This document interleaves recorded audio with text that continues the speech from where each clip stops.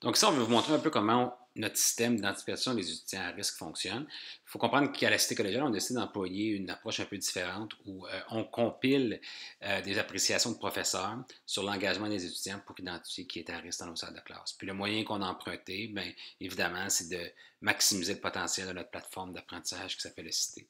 Donc ici, je suis professeur, je rentre dans mon cours. Sur la page d'accueil de mon cours, j'ai une petite composante graphique qui m'indique les choses à faire. Notre système d'identification s'appelle Savoir. Donc, ça ici, le professeur sait en quoi ça consiste. Puis, il y a 3 périodes où il doit accomplir des tâches. Donc, à la semaine 3, à la semaine 6 et à la fin de la session. Dès la semaine 3, on va demander au professeur de donner une rétroaction sur l'engagement de l'étudiant. Fait que c'est une rétroaction qualitative. Puis, l'objectif, c'est d'être capable de combiner les différentes observations des professeurs sur certains étudiants pour identifier qui est à risque puis pouvoir intervenir en amont, donc très rapidement, pour essayer de remédier aux situations potentiellement problématiques. Donc, si on regarde comment ça fonctionne, j'accède au carnet de notes. Dans le carnet de notes, il y a un espace prépeuplé pour le carnet de notes ici qui s'appelle Savoir, donc une petite section. Puis dans la section, il y a deux indicateurs, donc un indicateur de la semaine 3 et un indicateur de la semaine 6 que le professeur doit remplir. Puis, dans son appréciation des indicateurs, il peut donner une couleur puis un aspect en jeu. Donc, par exemple, si je regarde cet étudiant-là, il reçoit une couleur jaune, qui veut dire qu'il y a quelque chose de surveillé, à surveiller. Puis, ce qui est à surveiller dans le cas ici de cette étudiante-là, c'est la question des retards et des absences. Alors que si je regarde l'étudiante ici reçoit une appréciation d'excellent, donc on appelle ça V+, ou vert+, qui veut dire que son engagement à la semaine 3 est considéré très bon par le professeur. Le professeur va répéter l'exercice la semaine 6. Fait que là, ici, présentement, on est à peu près à la semaine 5 de la session. Fait que c'est normal que les informations de la semaine 3 sont entrées, mais pas les informations de la semaine 6. Fait que si j'allais à la semaine 6, puis je regardais les options à la portée du professeur, donc le professeur peut indiquer des drapeaux rouges par rapport à 3 aspects sur la participation, l'absence ou le comportement. Même chose pour la section jaune.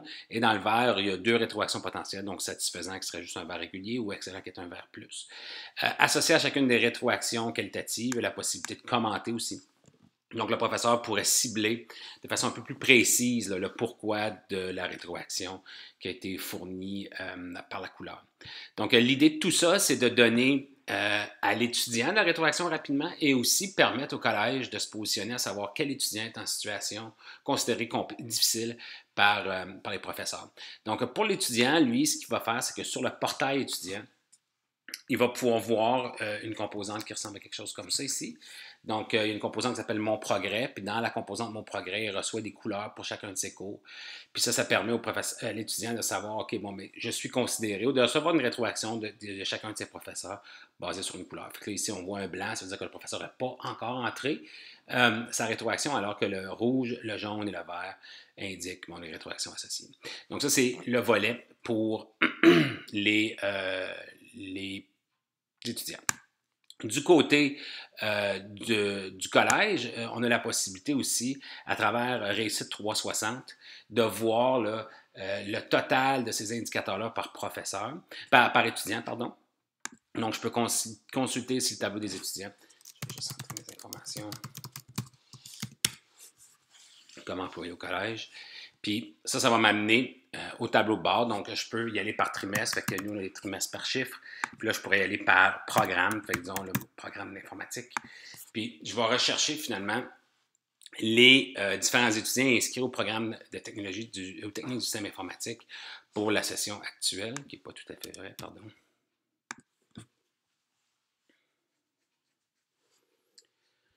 Puis ici, le système, ce qui va me retourner, c'est les différents étudiants inscrits au programme, puis les différents indicateurs d'engagement qui ont été combinés. Donc, l'objectif, c'est de voir qui va bien dans nos salles de classe selon l'appréciation des professeurs et qui va moins bien selon l'appréciation des professeurs. Donc, ici, je peux trier. Donc, ici, je vois que j'ai des étudiants qui ont une moyenne de 0. Donc, 0, c'est très bas. Et ici, j'ai des étudiants qui ont une très bonne moyenne. Les moyennes sont composées sur des valeurs. Fait qu'un vert retourne un 100, un jaune retourne un 50 et un rouge retourne un 0. Donc, si je regarde un étudiant, donc cet étudiant ici, je vais avoir accès à son tableau de bord qui me permet de voir qu'à la semaine 3, il a été identifié comme étant 95, c'est-à-dire un vert. Fait 95 par le professeur ici dans son cours de programmation.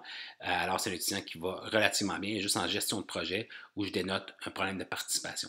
Fait que ça nous permet d'avoir de l'information sur chacun des étudiants selon l'appréciation des professeurs et de cibler les étudiants qui sont plus à risque versus les étudiants qui vont bien.